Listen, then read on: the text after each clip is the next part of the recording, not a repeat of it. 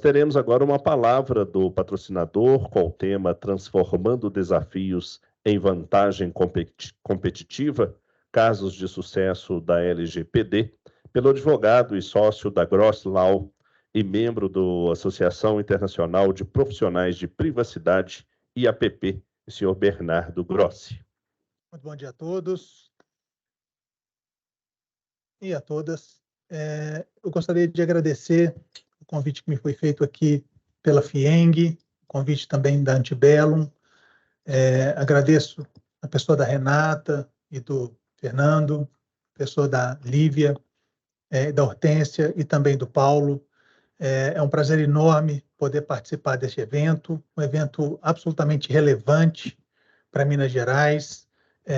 Nós somos muito carentes de eventos qualificados na área de proteção de dados pessoais, e estou muito satisfeito com a presença do Dr. Arthur aqui na manhã de hoje, que eu acho que engrandece muito o nosso evento aqui. Para quem não me conhece, meu nome é Bernardo Grossi, e eu costumo dizer, até em tom de brincadeira, que a sorte me encontrou trabalhando, porque quando se começou a falar de Lei Geral de Proteção de Dados Pessoais, esse tema já era objeto da minha pesquisa de doutorado, a gente já estava no escritório arriscando aí algum trabalho nessa área, e aí acabou sendo natural que a gente se debruçasse um pouco mais sobre esse assunto, e de lá para cá, já há quase 6 anos, a gente vem se aprofundando nessa temática e trabalhando com alguns assuntos e alguns cases de sucesso. Eu gostaria de compartilhar um pouco dessa experiência com vocês aqui, e eu acho que nós vamos até ter alguma identificação com o que já foi falado aqui hoje mais cedo. E eu gostaria de começar essa exposição aqui hoje com uma pergunta, né? Por onde começa essa jornada de uma organização ao se adequar à LGPD? Por onde passa essa necessidade? Por onde será que o empresário começa o seu questionamento? Bom, num olhar para o passado, né, nós temos aí um passado recentíssimo. Nós temos a lei de 2018 com uma vacatio legis que eu particularmente considero muito inusitada. Se nós olharmos para legislações a qual nós estávamos habituados, muito mais complexas que a Lei Geral de Proteção de Dados Pessoais, inclusive, como o Código Civil ou o Código de Processo Civil, que tiveram vacatio legis muito menores, inclusive, leis muito mais complexas, né? E nós passamos por prazos menores com turbulências muito menores. Mas tivemos a Lei Geral de Proteção de Dados Pessoais, com uma vacatio legis maior, mas enfrentamos um desafio talvez muito maior, porque nesse intercurso nós enfrentamos o desafio organizacional, óbvio, além da questão de saúde, mas da pandemia, né? E toda a força e toda a inteligência das organizações foi voltada para potencializar a transformação digital, para fazer com que as organizações otimizassem os seus fluxos de trabalho para o home office, para transformar os seus processos de trabalho de modo mais eficiente, e muito dessa transformação, dessas consultorias, desses projetos de adequação à Lei Geral de Proteção de Dados Pessoais, que se iniciaram ali em meados de 2020, em meados de 2019, eles perderam força por conta da pandemia, muitos morreram ao longo do caminho e foram ser retomados com o término da pandemia. A gente que tem trabalhado nesse mercado pode notar isso com muita visibilidade, com uma visibilidade muito clara, né? Foi em 2022 para 2023 que muitas organizações vieram retomar a consecução desses projetos por conta, obviamente, das suas prioridades internas, né? Não existiam braços suficientes para tocar tantos projetos, com tantas prioridades, com tanta coisa acontecendo simultaneamente. O que numa visão estritamente pragmática, é natural. Embora, do ponto de vista estritamente jurídico, né, não fosse compreensível. E falando aqui do porquê as organizações iniciam seus projetos, e daí eu vou puxar um gancho no que o painel da Graciele aqui estava falando, né, do porquê que as organizações começam os seus projetos de adequação. A gente, no mundo ideal, no mundo filosófico, a gente que estuda com tanto amor esse tema, talvez vá começar falando que nós gostamos de organizações que clamam por transparência, clamam por coerência, respeito às leis, respeito à individualidade, ao que o professor Matheus falou, né? Respeito ao indivíduo, segurança, prevenção, tantos valores bonitos, né? A gente chega para conversar com os nossos clientes com tantas pesquisas debaixo do braço, retorno sobre investimento, para cada real investido, 2,7 retornam para a organização, você tem vantagem competitiva, enfim, são tantos argumentos que a gente tem, baseados inclusive em estudos empíricos, né? Você tem estudos de mercado, o consumidor prefere comprar da organização que investe e respeita a sua privacidade, mas lá na outra ponta, o que você enxerga? É que no mundo real, o doutor Arthur, que não me escute aqui, é que o empresário ele está preocupado mesmo, que move a decisão dele é o medo de esbater no bolso dele, né? E que ele olha mesmo é para a manchete dos jornais, é para os números que estão tocando ali, para as organizações que foram afetadas direta ou indiretamente, nada contra essas que estão aí nos slides, são apenas algumas que já foram, de alguma forma, afetadas antes ou depois da LGPD, mas foram afetadas pela temática que a cerca, né? E essas organizações, esses fatos aqui, é que na prática a gente tem visto que é o grande motivador e é o grande combustível desses projetos, né? Bem ou mal, talvez não seja o motivo mais belo de todos, mas bem ou mal é o que na prática a gente tem visto que faz esses projetos acelerarem, né? E no mundo real, como eu estou dizendo aqui, cada vez que uma notícia dessa é potencializada pela mídia, aparece aí um sem número de clientes nos procurando, pedindo uma urgência no atendimento ou na apresentação de uma proposta. E o nosso grande desafio, é bem verdade dizer aqui, não é efetivamente elaborar um projeto para tampar um buraco, né? O nosso grande desafio, e acredito que as organizações têm percebido isso, é mostrar que essa adequação à Lei Geral de Proteção de Dados Pessoais, ela pode e deve trazer resultados palpáveis que são muito além do que o simples atendimento a um requisito regulatório. A experiência tem nos mostrado que o desenvolvimento desses projetos pode trazer vantagens competitivas muito nítidas para as organizações. E eu pauto alguns aqui que a experiência tem comprovado.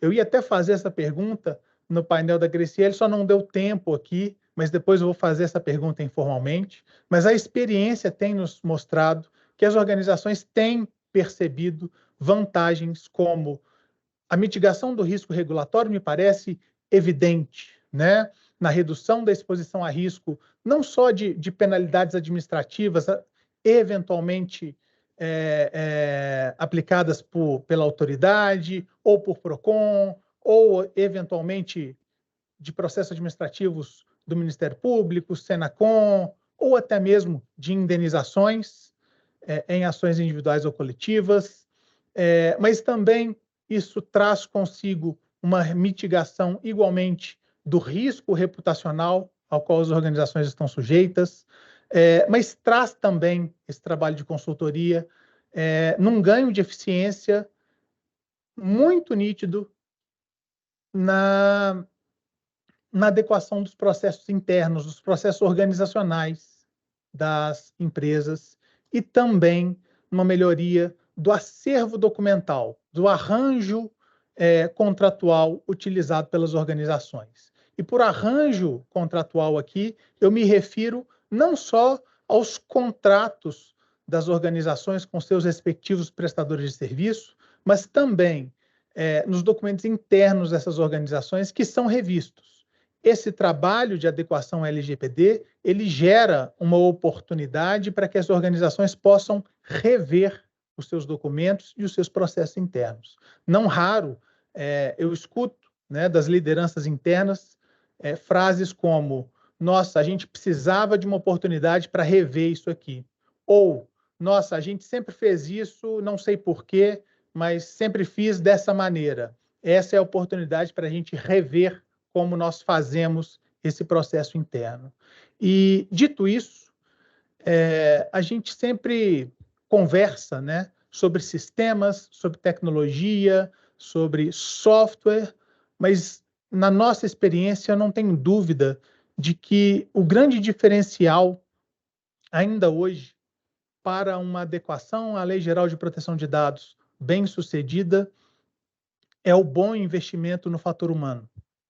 A despeito de tecnologias serem bem-vindas e terem a sua utilidade em determinados contextos, na nossa experiência, a gestão do capital humano ainda faz muita diferença nesse contexto.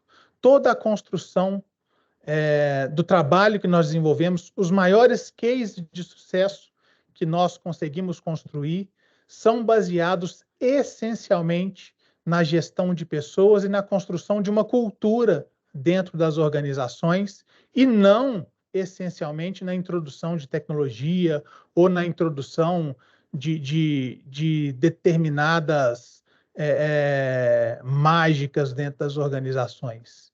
A grande chave na nossa visão aqui é exatamente a simplicidade da questão. Eu costumo dizer que não há aqui um pulo do gato. Existe, na maioria dos casos, uma necessidade de simplificação do trabalho a ser feito. E a maior contribuição que a gente pode dar nesse sentido é entender as lideranças internas dentro das organizações e como nós podemos trabalhar o perfil dessas lideranças na construção de uma política ou de um programa de governança de dados pessoais, utilizando essas peças-chave da forma adequada. E aí sim, a gente construir uma cultura de governança de dados pessoais que tenha a cara daquela organização, né? E não chegar com um produto pronto, massificado, ou um conjunto de políticas, porque certamente a gente não consegue entregar produtos enlatados para essas organizações.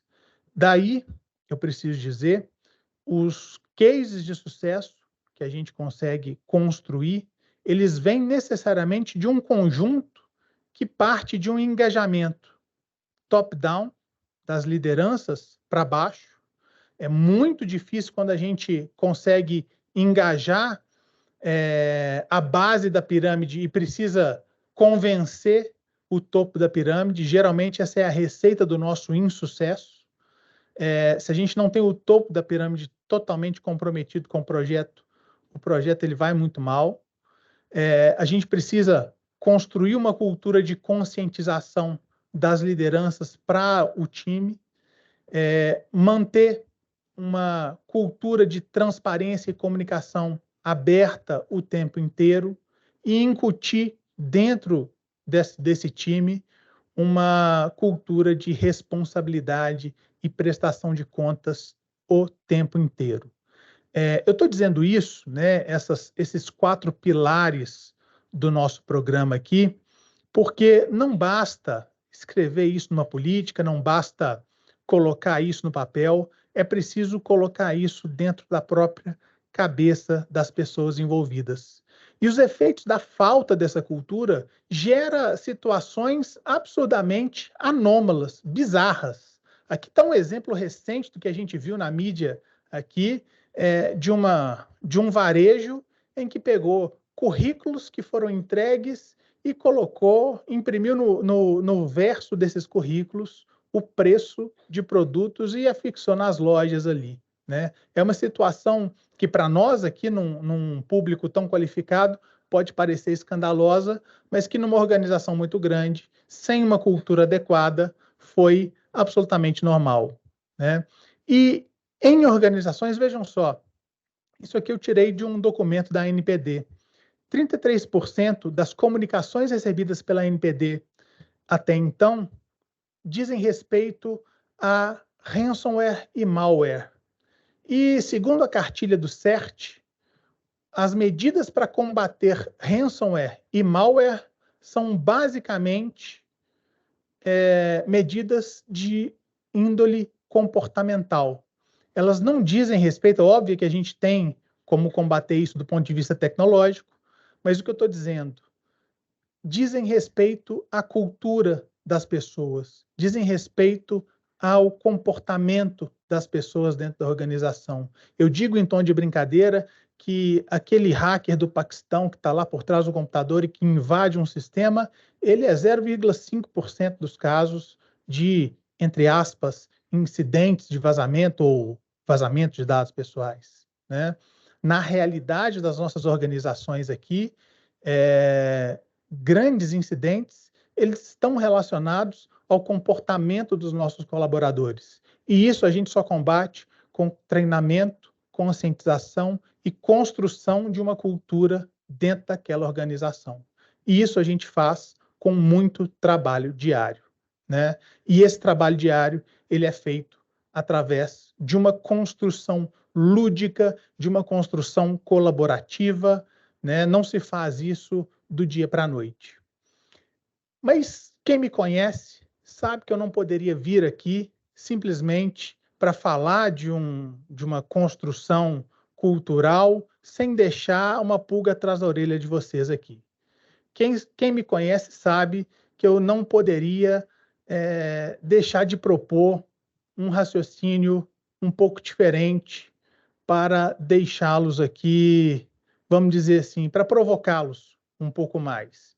E eu vou me propor aqui, já para caminhar para o encerramento, porque eu estou vendo que o meu tempo está acabando aqui, vou propor para vocês aqui uma pequena provocação, um pouco diferente do que eu tenho certeza vocês estão habituados a ler aí nos livros e nas palestras de vocês, só para vocês entenderem um pouco do que a gente, no nosso trabalho, faz na construção de um programa de governança de dados pessoais e na construção de uma cultura de um case de sucesso, né? Se vocês forem na LGPD lá para discutir os princípios e os direitos, e forem em qualquer livro, vocês vão encontrar lá como é que a gente resolve os conflitos entre princípios e direitos, né? O raciocínio jurídico tradicional os princípios a gente vai entender qual que tem maior identificação com o caso, qual que tem maior peso, né? E a gente vai aplicar ele de forma mais com maior peso ou com menor peso para um caso concreto. E os direitos, né? Os direitos propriamente ditos, eles são por aplicação ou não aplicação a um caso concreto. Então, o princípio, ele se aplica com maior ou menor grau, o direito, ele se aplica ou ele não se aplica. Essa é a regra de interpretação básica em que o direito resolve qualquer conflito, né? Isso aí vocês encontram em qualquer livro que se trate da LGPD. Mas a pulga atrás da orelha que eu quero deixar aqui é a seguinte: a gente tem um princípio que está, inclusive, lá no artigo 6º da LGPD, nem precisaria estar, que é o da boa-fé objetiva, né? A boa-fé objetiva está no plano obrigacional. Então, é uma obrigação de qualquer agente de tratamento. Eu tenho a obrigação de agir com boa-fé objetiva em relação aos meus titulares. A boa-fé objetiva traz várias obrigações, que são essas que eu estou listando aqui. O meu agir com transparência, agir com lealdade, agir com cooperação, dever de informação, dever de cuidado, dever de segurança, prevenção, responsabilização, prestação de contas, dever de mitigar o prejuízo. Essas são todas obrigações do agente de tratamento, que não estão, algumas delas estão previstas na LGPD, outras não estão literalmente previstas na LGPD, mas são obrigações do agente de tratamento, que devem estar estampadas no seu programa de governança de dados pessoais. Vocês podem ver, os que estão destacados aqui, são igualmente princípios da LGPD. E isso pode nos levar a uma confusão. O ponto que eu queria destacar aqui é o seguinte: alguns são princípios, e isso pode levar à nossa confusão. A identidade aqui dos deveres da boa-fé objetiva, que também são descritos como princípio, mas os que são descritos como princípio aqui também são obrigações e devem ser cumpridos objetivamente como obrigações no programa de governança de dados pessoais, não apenas como princípios. Né? Então, é um insight que a gente tem que observar na construção desses nossos programas aqui. E qual que é a consequência de nós não cumprirmos essas obrigações aqui inerentes à boa-fé objetiva? É o que a gente chama de violação positiva do contrato. Ou, para tirar o juridiquês aqui da minha fala, é dizer que o nosso agente de tratamento vai responder independentemente da existência de culpa. Ou seja, vai responder objetivamente por um dano eventualmente causado. Né? O que é, nós sabemos, indesejável para todos nós. Então, fica apenas esse insight aí para que vocês possam refletir a esse respeito. Tá? Um programa sólido de governança de dados pessoais, ele passa pela introjeção de princípios e regras, e a gente tem sempre que refletir em como esses princípios e regras vão ser materializados no dia a dia, na prática, na vivência dessas obrigações dentro das organizações. Com isso, eu agradeço a vocês, obrigado pela atenção de vocês aqui. Foi muito rápido, mas eu acho que eu consegui dar o recado adequadamente. Muito obrigado, um bom dia e um bom evento a todos.